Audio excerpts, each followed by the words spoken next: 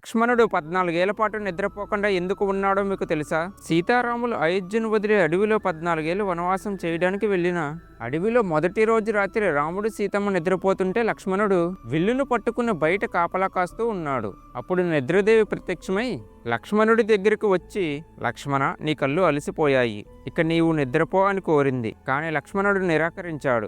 నేను నిద్రపోతే నా అన్నను వదినను ఎవరు కాపాడతారు?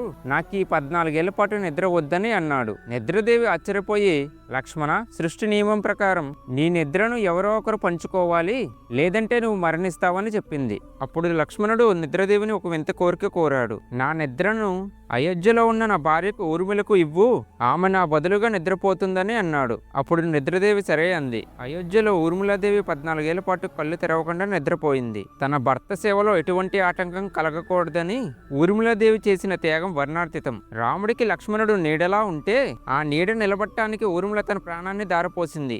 వీరిద్దరి నిస్వార్థమైన త్యాగం వల్లే రామాయణంలో ధర్మం గెలిచింది. ఈ వీడియో చూసిన ప్రతి ఒక్కరూ జై లక్ష్మణ అని కామెంట్ చేయండి. అలాగే ఊర్మిళాదేవి కోసం లైక్ అండ్ సబ్స్క్రైబ్ చేసుకోండి.